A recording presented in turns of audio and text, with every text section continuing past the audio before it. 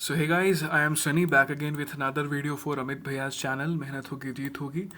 तो 7-5 year plan हमने पढ़ा था। For a short I am telling 85 से 90 राजीव गांधी ने लेके आया 7-5 ईयर प्लान।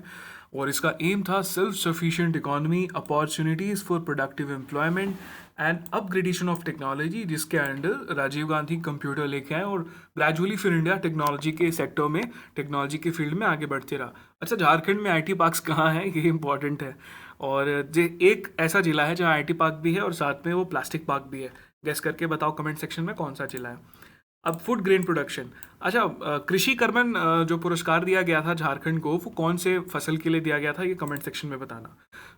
जो 7-5 ईयर प्लान था, ऑब्वियसली उसमें फूड ग्रेन प्रोडक्शन भी था, एम्प्लॉयमेंट अपॉर्चुनिटीज़ थी और रेजिंग प्रोडक्टिविटी, मतलब कि अभी जो लेबर फोर्स मेरा काम कर रहा है देश का, उसकी प्रोडक्टिविटी को इन्हांस करना, यानी कि food work and productivity were the main goals, right.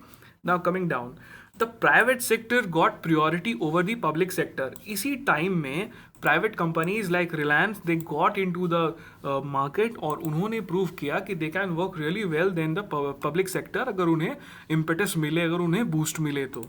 ये टारगेट था इसका 5% का, लेकिन कंट्री एंथुजियास्टिक थी उस समय। 6.1%, 6.01% उसने टारगेट कंप्लीट किया। और उसके बाद पॉलिटिकल अनरेस्ट हो गया क्योंकि Rajiv Gandhi was unfortunately assassinated. So annual plans आए और 8-5 ईयर प्लान डिले हो गया था। पॉलिटिकल अनरेस्ट था कंट्री में ऑब्वियसली। सो एनुअल प्रोग्राम्स आए 1991 और 1991 से 92 के बीच में।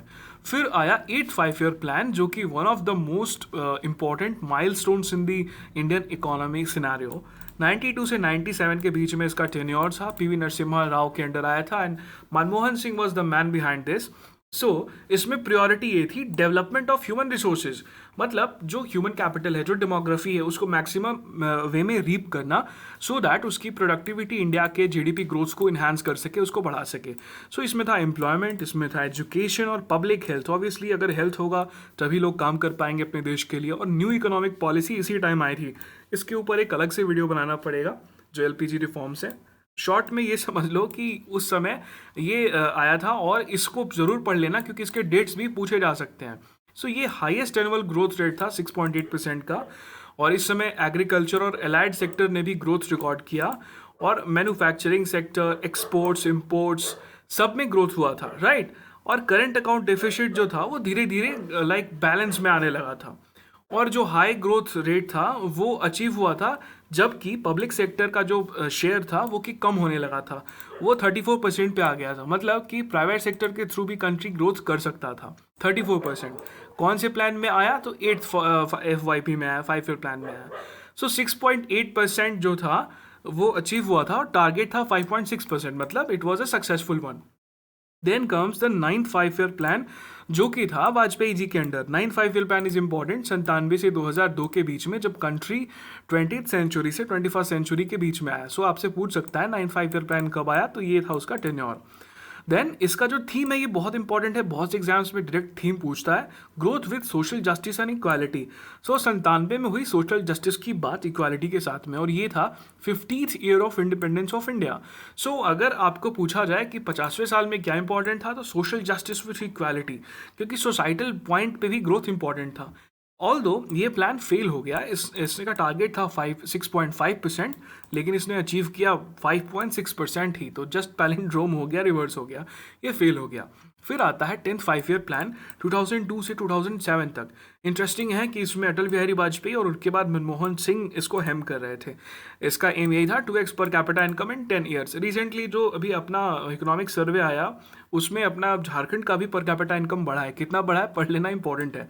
2002 से 7 तक आया 10th 5 year plan. Okay, now इसका एम क्या था, तो 15% पॉवर्टी रेशियो 2012 तक कम करना था। तो अभी सब बात है, पर कैपिटा इनकम बढ़ाने का मतलब यही है कि गरीबी को कम करना है। ग्रोथ टारगेट था 8%, लेकिन कितना हुआ 7.6%। फेल तो नहीं कहेंगे, लेकिन हाँ अपने टारगेट्स को मीट नहीं कर पाया। Then comes the 11th 5 year plan 2007 से 2012 तक, राइट। और इसका जो श्रेय जाता है वो जाता है श्री रंगराजन जी को। ये बड़े इंपॉर्टेंट है, इनके नाम से जो कमिटीज़ हैं उनकी जो फाइंडिंग्स है वो इंपॉर्टेंट है। इसका थीम था rapid and more inclusive growth. Inclusive development बड़े इंपॉर्टेंट है झारखंड के कंटेक्स्ट में भी।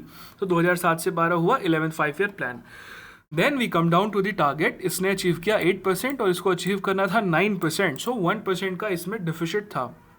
Then comes the 12th 5 year plan 2012 से 17 तक, राइट। ये सबसे लास्ट 5 ईयर प्लान था, क्योंकि इसके बाद तो नीति आयोग आ गया। नीति आयोग जो था वो थिंक टैंक बन गया और बड़े इंडिसेस भी देता है।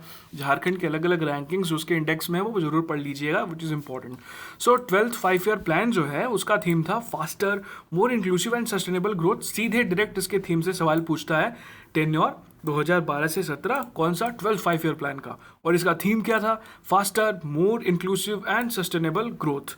हिंदी में इसका जो थीम है उसको ज़रूर पढ़ लीजिएगा, क्योंकि ये बड़ा इंपॉर्टेंट है। और इसने 8% टारगेट अचीव किया था।